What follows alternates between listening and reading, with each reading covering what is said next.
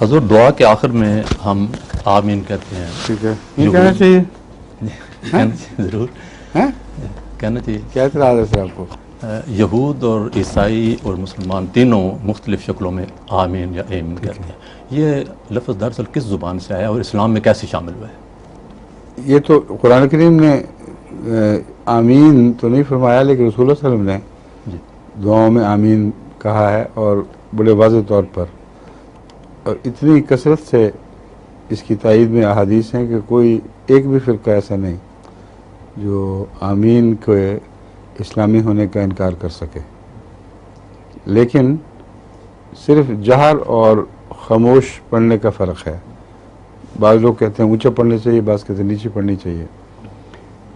یہ آمین یہود کے، جہاں تک میں نے دیکھا ہے، بائبل سے محاورہ آیا ہے، اولڈ ٹیسٹمنٹ سے.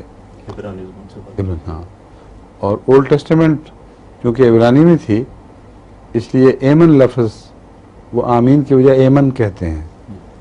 اور ایمین یا ایمن میں جہاں تک مجھے یاد ہے وہ اب لازماً عبرانی کا لفظ ہوگا، کیونکہ بائبل سیرمیک یا کسی اور زبان میں نہیں اتاری گئی، عبرانی ہی میں نازل ہوئی ہے. اور یہ لفظ بغیر ترجمے کے اسی طرح قبول کیا گیا ہے ہر دوسری زبان میں بھی. کسی نے اس کا ترجمہ نہیں کیا. اس سے معلوم ہوتا ہے کہ یہ جو ایمن کے اندر یا آمین کے اندر تصور ہے دعا کی قبولیت کا، اس کو دنیا کی سب زبانوں نے قبول کر لیا. کیونکہ قرآن کریم کے یا اولڈ ٹیسٹمنٹ کے یا نیو ٹیسٹمنٹ کے جتنے ترجمے ہوئے ہیں ان سب میں آمین ہی لکھا جاتا ہے. اس لیے اس کے مزید چھان بین کی ضرورت کوئی نہیں ہے کہ کیوں ایسا ہوا اور اس کا مادہ کیا ہے.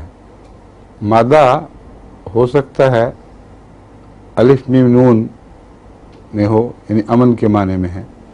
اور امن کے جو مختلف استعمالات قرآن کریم میں ہیں، ان میں اللہ تعالیٰ جب مومن کہلاتا ہے تو امن دینے والا بھی ہوتا ہے.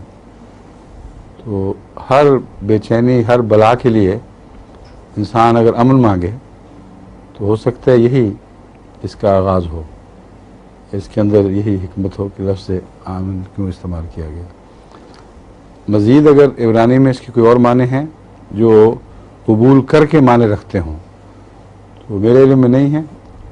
ہمارے عبرانی احمدی دوست جو فلسطین میں سن رہے ہوں گے وہ پتہ کریں اگر کوئی ایسا معنی ہو جو قبولیت کی درخواست کے معنی رکھتا ہو تو وہ مطلع کریں.